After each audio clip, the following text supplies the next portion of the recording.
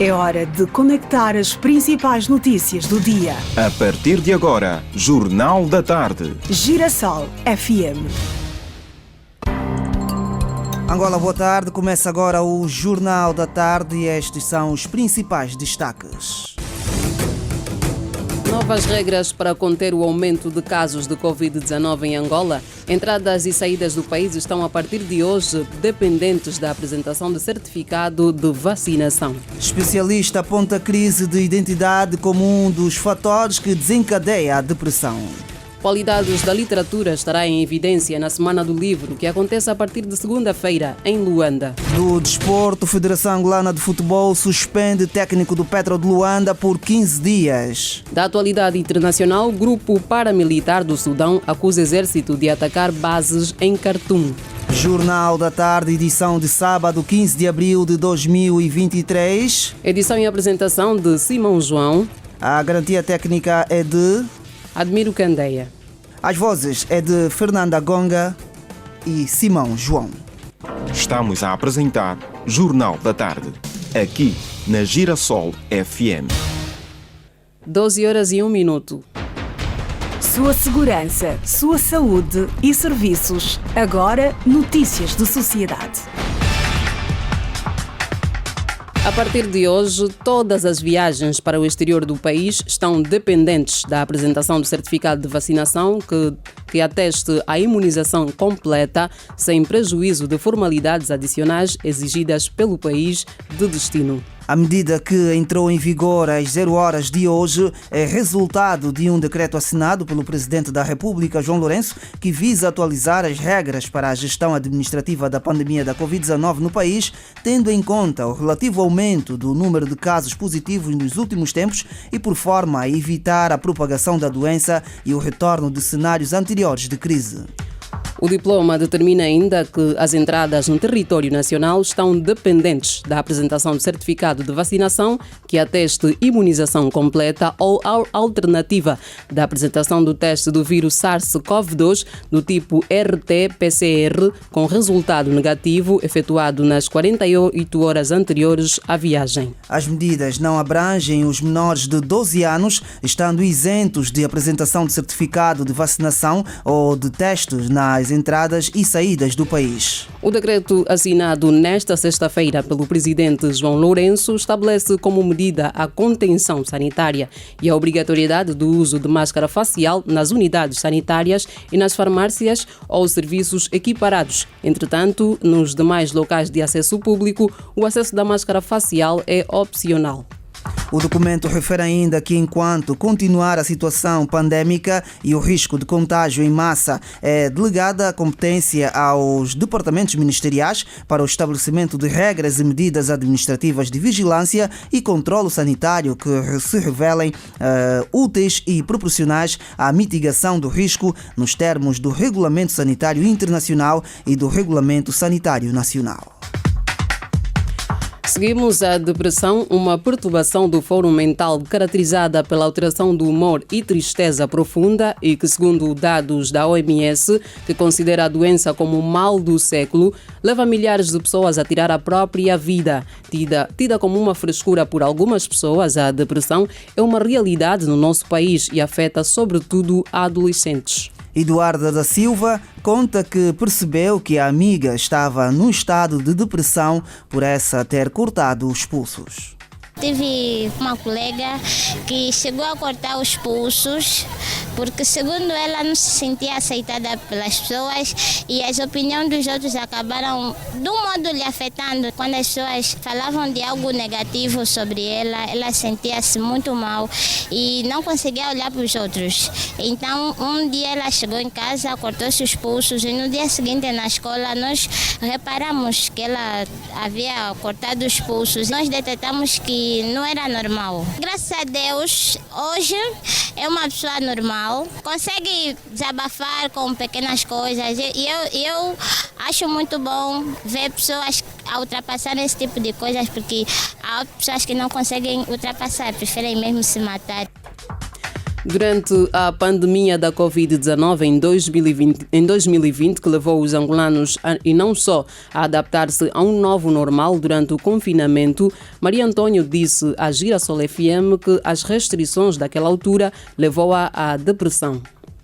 Então, logo que surge a pandemia, acabou adiando muitos planos que eu tinha. Na altura, já recém-casada, exatamente também o facto de eu ter que me desligar das pessoas, aquele contato frequente com as pessoas, fazer o que era habitualmente, e isso desencadeou um transtorno de adaptação. Eu consegui perceber isso pelo facto de estar formada na área, né?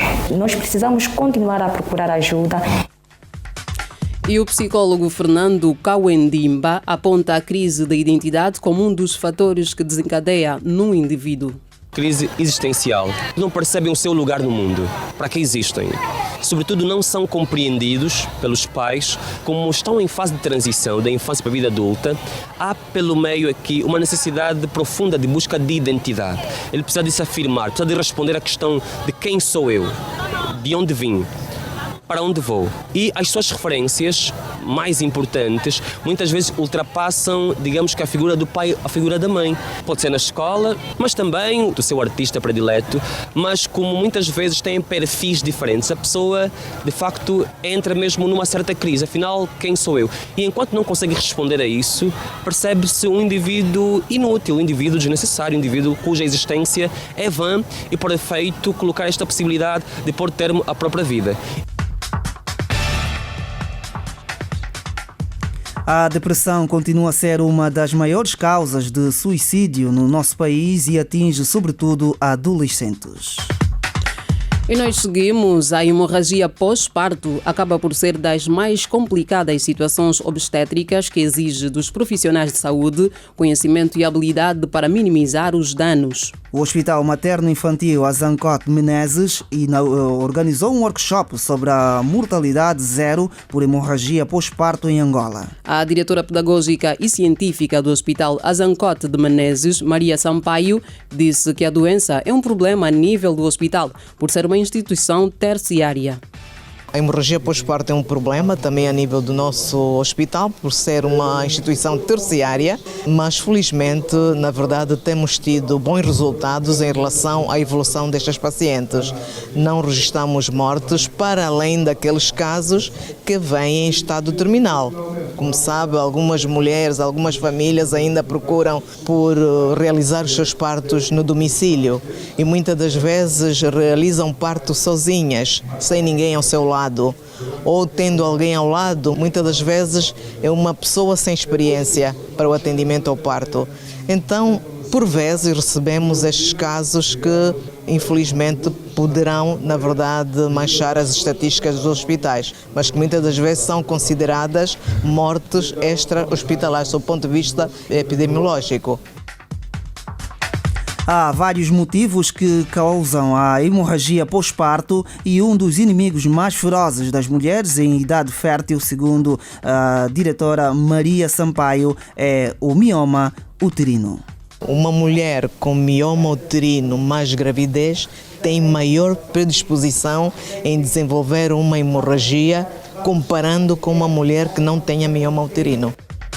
O Hospital Materno-Infantil Azancote de Menezes organizou um workshop sobre mortalidade zero por hemorragia pós-parto em Angola.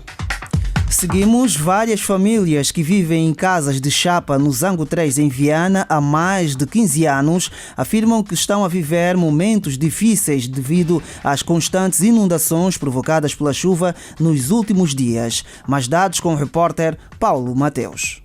Há muitos anos que essas famílias aguardam por um possível realojamento prometido pelas autoridades locais depois do cadastramento feito em 2001, segundo os moradores do Zango 3, que na última quarta-feira viram mais uma vez as suas casas de chapa inundadas. A chuva mesmo é a coisa que mais me preocupa mesmo aqui. Basta mesmo chover, nós já ficamos com a cabeça dorida. O que queremos mesmo é que o tempo que me está mesmo daqui, nós queremos sair mesmo daqui. Quando a chuva cai não conseguimos de trabalhar nem nada. Os moradores daqui também sofrem muito, estás a ver? Os nossos materiais, nossas camas, em madeira, não tem como, estás a ver? Com a água mesmo ficamos prejudicados. E mamãe também que ficam a sofrer. então deve ter um sítio seguro que dá para poder lhes tirar, assim nós não conseguimos trabalhar, o Estado deve ver essa situação. Estamos aqui em Lunda por quê? Porque quando abriram essa estrada, aqui também tinha casas. Então, quando a Queiroz veio abrir essa estrada, as casas que estavam ali no meio da estrada foram para aquele lado. E quando eles fizeram naquela estrada, então veio a montanha, aqui não dava água. Porque quando chove, mas veio os mosquitos, eu estava sendo de paludismo, com esses lixos, tantas doenças, não podemos nas crianças. As famílias dizem que as inundações começaram depois da construção da vala de drenagem e que nunca receberam casas em nenhum projeto habitacional público. Já escrevemos, queremos seguir os nossos documentos, porque as mamães morreram, os filhos ficaram aqui a tomar conta. Porque quando a mãe morre, o pai morre, é herança dele. Por que não nos tiram daqui? Fizeram essa vala para atrabar as pessoas e está a trazer muitos problemas. Aqui no Cailundó, mas desde que meteram essa vala aqui, essa vala de drenagem que meteram aqui, que vieram nos odrabar aqui, nos tiram isso daqui com as crianças. Estamos mal aqui, nunca nos deram casa. Eu estou aqui desde 97, vim aqui com 7 anos, estou com 33 anos de idade, nunca deram casa aqui. Nunca deram casa. As casas estavam aqui no meio da estrada, tiraram daqui da estrada, meteram aqui, algumas meteram daquele lado. Essa é a única coisa. A primeira numeração que houve aqui que prometeram que iam nos dar casa foi em 2001 da dona Florinda. E o administrador municipal de Viana, Demétrio de Sepúlveda, disse que a situação é preocupante e que estão a criar todas as condições para o realojamento das famílias. Essas populações que estão nas zonas de chapas devem ser todas realojadas. O governo provincial tem um plano de realojamento e vai cumprir. Não podemos dar prazos para não criar falsas expectativas. E nós temos tido muito cuidado nisto. Essas pessoas já estão ali há bastante tempo. Não quero com isso dizer que devem continuar ou vão continuar ali. Quando tiverem todas as condições criadas, essas famílias serão deslocadas para ali. Estas populações, a única palavra que nós vamos dar, mais uma vez pedir compreensão e colaboração e dizer que a administração municipal, o governo provincial e todos os outros órgãos que são responsáveis pelas comunidades estão preocupadas com esta situação. É algo que choca e toca com a mente de qualquer pessoa, mas estamos a trabalhar no sentido de mudar o quadro atual. Segundo os dados da Comissão de Moradores, no local encontram-se mais de 100 famílias a viverem em casas de chapa. Aqui o trabalho do repórter Paulo Mateus. Várias famílias que vivem em casas de chapa no Zango 3 em Viana há mais de 15 anos afirmam que estão a viver momentos difíceis devido às constantes inundações provocadas pela chuva nos últimos dias. E nós seguimos. Centenas de jovens de diferentes partes de Angola marcharam hoje em Luanda em prol da paz, numa iniciativa do Comitê Provincial do MPLA. O evento, denominado Marcha da Juventude em Apoio à Paz, reuniu vários representantes da sociedade civil, entre os quais o bispo da Igreja Universal do Reino de Deus, Alberto II, que afirmou que a Igreja deve contribuir para a preservação da paz que foi conquistada com muito trabalho. Para nós é uma grande valia juntarmos-nos a este movimento de paz, até porque a própria igreja em si, ela tem esse papel fundamental de levar a mensagem de paz. O nosso país está vivendo um momento específico e é de extrema importância que nos juntemos a essa iniciativa do nosso governo, no sentido de levarmos a paz aos jovens, a união, a coesão, a reconciliação. Nós conquistamos essa paz com muito sacrifício e não podemos jogá-la no lixo assim de mão beijada. Por isso, nós, a Igreja Universal, estamos imbuídos dessa fé no sentido então de podermos contribuir com o que temos, com o que podemos ao nosso Estado, ao nosso governo, no sentido então de levar essa mensagem com mais veemência, com mais atividade, no sentido então de podermos pacificar os espíritos de todos os angolanos. Já o reverendo da Igreja Quimbanguista, José Sixinde, disse que a paz é um bem que deve orgulhar a todos os angolanos, independentemente da filiação partidária ou grupo da sociedade civil a que o indivíduo pertença. Nós, como a Igreja, somos parceiro social do Estado, fomos convidados para essa manifestação alusiva à paz. A paz, quando veio, é para os beneficiários, somos todos nós. Ser da igreja, do partido, do que, mas aqui trata-se do cidadão nacional. São 21 anos que devem ser manifestados, revojados pelos angolanos, em particular a juventude. Na ocasião, a administradora adjunta do Kazenga para a área técnica, Madalena Pinda, falou dos ganhos da paz e apelou e exortou também os jovens a trabalharem para a sua preservação.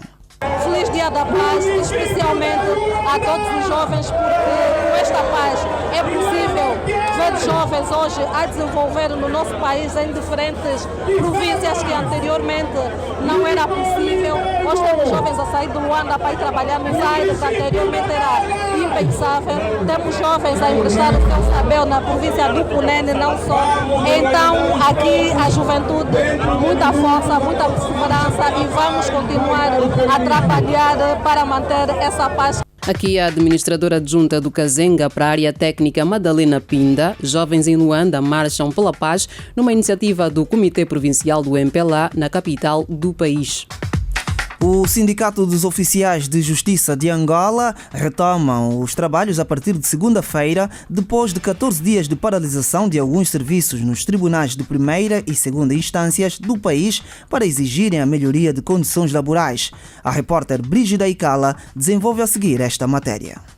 O Sindicato dos Oficiais de Justiça de Angola refere que, apesar do levantamento da greve, o Conselho Superior da Magistratura Judicial mantém a postura de silêncio face às suas reivindicações, que já se prolongam desde o dia 15 de abril de 2021. Dá-se por terminada a segunda fase da greve dos oficiais de justiça de Angola afetos aos tribunais de primeira e segunda instância. Estamos a terminar com satisfação do dever cumprido a segunda fase da greve. Os oficiais de justiça demonstraram, mais uma vez, não estarem satisfeitos com a condição da classe. O SOJA remeteu ao Conselho Superior da Magistratura Judicial, em 15 de abril de 2021, precisamente 2 anos, um caderno reivindicativo onde constam todos os problemas da classe, assim como a realidade dos serviços a nível dos tribunais em Angola. O levantamento da greve não é tudo para o Sindicato dos Oficiais de Justiça de Angola, que admitiu, nesta sexta-feira, no Tribunal Dona Ana Joaquina, em Luanda, avançar para a terceira fase da greve no mês de junho, caso a entidade patronal não atender no período de 45 dias de moratória os vários pontos constantes do caderno reivindicativo. Uma vez terminada a segunda fase, o SOJA vai aguardar por 45 dias mais pelos pronunciamentos da entidade patronal. Caso não fizer, anunciaremos a terceira fase da greve, que terá um período de 30 dias. Por isso, apelamos em nome da dignidade, não apenas dos funcionários, mas da própria justiça em si, a vossa intervenção urgente. Ouvíamos Brito Teixeira, secretário-geral do Sindicato dos Oficiais de Justiça de Angola, e admitiu avançar para a terceira fase da greve no mês de junho nos tribunais, caso o Conselho Superior da Magistratura Judicial não se pronunciar nos próximos 45 dias. E nós seguimos. As escolas do segundo ciclo, complexos escolares e escolas técnicas profissionais em Viana passam a ter o retorno direto das receitas arrecadadas no portal de serviço a partir do mês em curso. Essa informação foi apresentada nesta sexta-feira pelo representante do Ministério das Finanças, Fernando Rogério, durante uma formação de gestão do portal de serviços, controlo, transferência e retornos da receita arrecadadas diariamente nas escolas. Para o representante do Ministério das Finanças, a formação tem como objetivo garantir que os diretores, subdiretores técnicos das escolas consigam manusear os serviços do portal, ter o retorno dos fins arrecadados pelas suas escolas. Fernando Rogério disse ainda que, fruto das reclamações das direções das escolas, surgiu a necessidade de descentralizar o retorno das receitas que anteriormente vinha da Direção Provincial da Educação. Seu dinheiro, mercado financeiro, negócios. Agora, notícias da economia. 12 horas e 19 minutos e nós seguimos. Angola produz atualmente cerca de 5.000 toneladas de café e deste número 1.000 são exportadas. De acordo com o diretor do Instituto Nacional do Café, Vasco Gonçalves, o nível de exportação do bago vermelho em Angola ainda continua com os níveis baixos se comparados com o da era colonial. precisamos estimular a produção. A demanda do nosso café. O nosso café é muito querido a nível internacional. Nós é que temos problemas de produzir. Se nós produzirmos o suficiente, nosso café tem mercado. Também precisamos, também algum consumo a nível do país, né? Mas nós precisamos trabalhar no sentido de aumentar a produção e também a qualidade do produto. Se assim fizermos, vamos expor mais café no mercado internacional e estamos a trabalhar nisso. Temos tido a promover o nosso café em fóruns internacionais. Bem pouco tempo foi no Japão, também foi na Argélia, foi na Argentina. Vasco Gonçalves, que falava a propósito do Dia Mundial do Café, assinalado nesta sexta-feira, disse ainda que Angola continua a produzir o melhor café robusto a nível internacional. O café robusta cultiva-se mais nas zonas de baixa altitude, o arábica nas zonas de maior altitude. Cultiva-se mais no Planalto do Bié, o Ambo, o Ila, Benguela e uma parte do Kwanza Sul.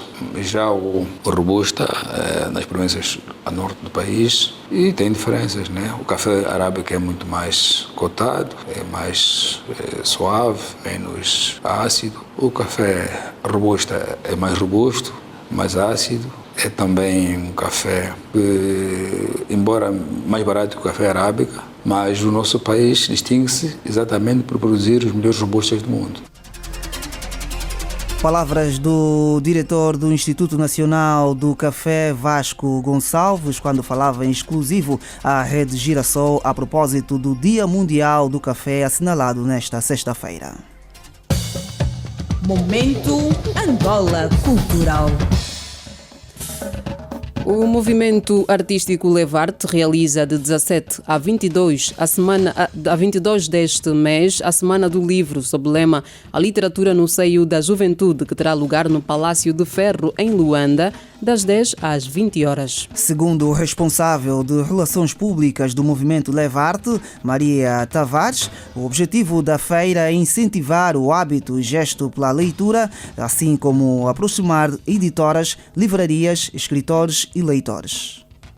O Levarte sempre primou por aproximar a juventude aos bons hábitos culturais por via da realização das atividades que destacam o talento angolano. Desta feita, estão abertas inscrições para os expositores, desde escritores, livrarias, editoras, artistas plásticos e artesãos que queiram fazer parte da feira. Maria Tavares acrescentou que o evento vai proporcionar aos jovens uma oportunidade formativa com o renomado escritor Lobito Feijó, além de que o recinto do Palácio de Ferro vai servir para o recital de poesia, concerto e um jango de cidadania.